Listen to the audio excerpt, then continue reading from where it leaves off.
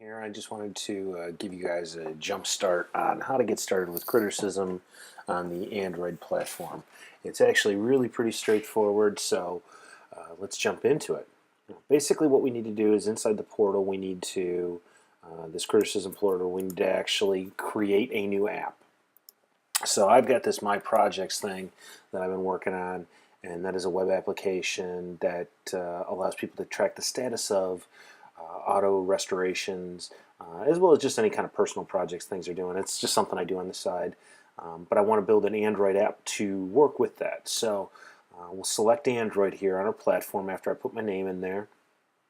And then this is clearly not an employee-facing app; it's more of a hobby than anything.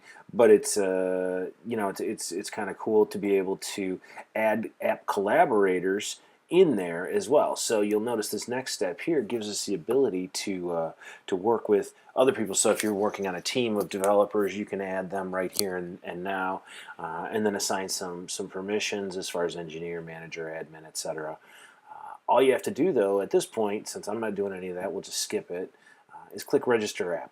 And what it does is it's basically allocated now a app ID for my projects. So when I click into my projects, you see that there's an app ID that it's now ready to receive data. So inside the portal here, it's ready to receive data, but it's not going to get any data until I send it. So to do that, as you can see here, it tells us right now, download the amazing SDK and install it to track your crashes. So if I click on that, it's going to take me to the download page. You can get there from here as well.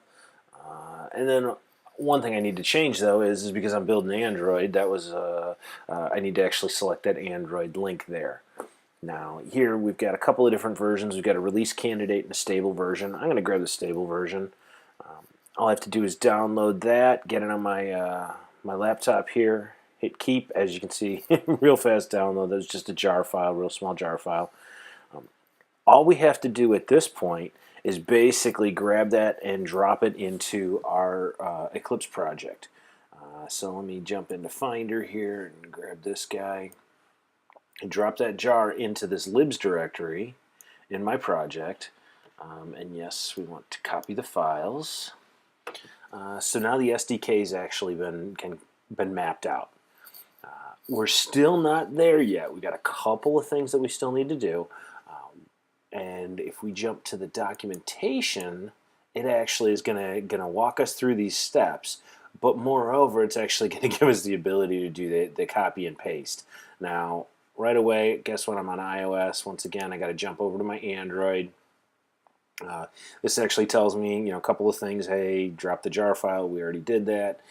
We need to initialize this. So the first thing we need to do is we need to, if I can get this mouse to work, we need to copy this. Okay, what we're basically saying here is that this Android application is going to need access to the internet. Well, guess what? It's a SaaS platform. We need to be able to send that data somewhere, so we need access to the internet. So let me drop that in my manifest here. And then that's all that's required on the manifest. There's some additional features you can read about in this documentation, but as a minimum, this is the only thing we need here. So let me save that. And then I'll jump over to my activity page because I need to now instantiate this critter. There's a couple of things that are necessary here. I'm going to do it the quickest and easiest way, and that is jump to step 2. So for my projects, what we've done is we've actually given you the method call that is necessary and actually pre-populated the value of that app ID for my project. So basically just copy that and drop that in after my onCreate for my main activity. So we hit enter, and oh yeah, we got a step 1. You can do this manually if you want, or you can do it the way I did it, which is kind of the lazy way. Drop in the method, and then it recognizes, that hey, the the import isn't there. So click on import. And that is it. We are now basically ready to start gathering crashes and app loads and being able to view live stats of how our application is actually running in the wild. Pretty cool stuff, real easy to do, and as you saw, just about 5 minutes to get that up and running. Thanks a bunch. Have a good one.